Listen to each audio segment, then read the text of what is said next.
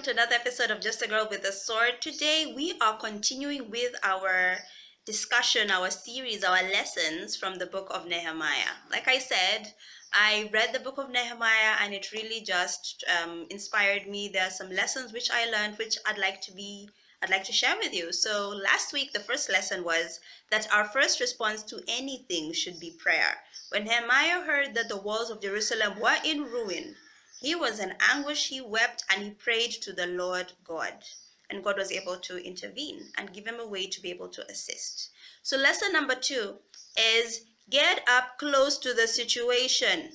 You know, when Nehemiah heard that the walls of Jerusalem were in ruin, yes, number 1, he prayed. Number 2, he got up close to the situation. When he was put in a place to be able to, do something about it, because he was the king's cupbearer, he's serving the king, wine, and the king is just like, what's up with you? How come your face is downcast? He goes like, oh, king, live forever. How can I be happy when the walls of Jerusalem are in ruin? The king says, what would you have me do? So, Nehemiah requests, please let me go back to Jerusalem. Please give me supplies. I want to go and rebuild the wall. And he goes to Jerusalem. By night, he gathers some elders and they go and survey the wall. They go and say, okay, let me just see the extent of the damage. What exactly needs to be done here? He got up close to the situation.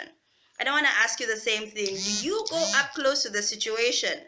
Because most of us, you see something and you want to help, but when it actually comes to the crunch to doing something about it, when God actually opens a door, because it is God who opened the door for Nehemiah to be able to go to Jerusalem, right? I mean, he prayed, and I don't even know if he thought that anything would, come up from the prayers.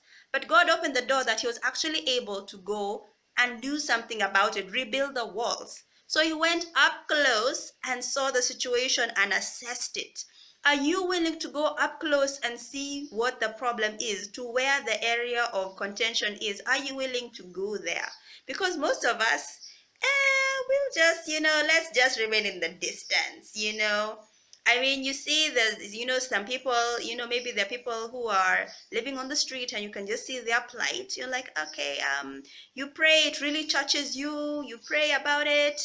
Then when there's an opportunity for you to actually go to minister to those people on the street, sasa itakuwa ngumu, okay, wacha tu nitume pesa. When the opportunity actually comes for you to go to hospital and pray for people, actually go there and see what's going on, no, I'll just pray for them from afar. When it actually, you get the opportunity to actually go and minister to somebody who has been bereaved, wacha tu nitume tu text. You don't want to go up and close to the situation. Why? Because it's hard, because you're there where the raw emotions are. You're actually there and you're seeing the pain, the anguish, or whatever is wrong. You are there in the midst of us. And for most of us, it's uncomfortable. I don't want to go and see how things are bad. I don't want. Let me just see it from afar. And the same thing could have been from Nehemiah. He'd already heard the walls were in ruin. So, I mean, why I don't want to go there, because if I go there, I have to do something about it, I might, then then it will really mean that once you see it with your eyes, God usually gives you a burden to, in some shape or form, do something about it. You must be involved in it. And that's what most of us don't want to do. Be involved in it. We want to be involved from afar. I will send money. I will pray for you. I will call. But actually getting hands in dirty, actually just going to just, really just, mingling with people who you're like, hey, am I really going to be able to hack that? Just dealing with raw emotions, we don't want that. It is too uncomfortable. But I have news for you. That is what we're called to do. Do you know what Jesus did when he was on this planet? He mingled with those people who we don't want to mingle with, who nobody wanted to mingle with at that time. He went to the lepers, he healed them. And you know what, when I was reading the Gospels, I realized that other people, he would just say a word, he would just, whatever, your faith has healed you. But every instance where he healed a leper, he touched the leper. And I was just wondering why. It's because leprosy is contagious. You're not supposed to even breathe the air or whatever, be in the same vicinity, touch something that they've touched, you'll be contagious. Nobody wanted to hang around lepers. Those days, if you're a leper, you're supposed to yell at the top of your lungs, unclean, unclean, wherever you go, so that if there's anybody near, they stay away from you. So do you know what it meant for Jesus to just go up to a leper and touch the leper, and say, be healed, be cleansed. You know what it meant to that leper? Like, wow, nobody else wants to come near me. You are even touching me. Jesus went up close. He went inside that situation. He went there. He went and he dined with tax collectors who were pariahs at that time. They were sinners. He went and he dined with tax collectors. Nobody in good standing with society would ever do that. He went there and he ate with tax collectors.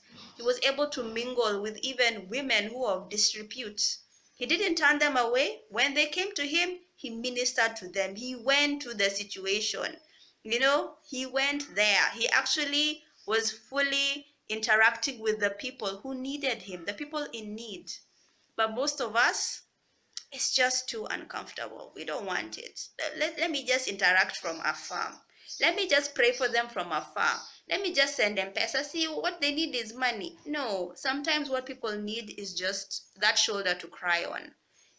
When somebody is bereaved, and I know many of us, we have no clue what to say. Sometimes just being there and just saying nothing is fine. They just want you to know that you are there, to see you there, that you are there with them in that situation.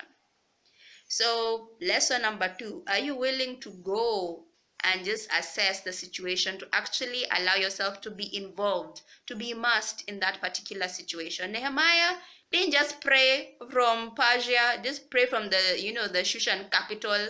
Oh God, do something about the walls of Jerusalem. When God gave him an opportunity, he went down to Jerusalem, he assessed the walls, and with the resources given, he did something about it.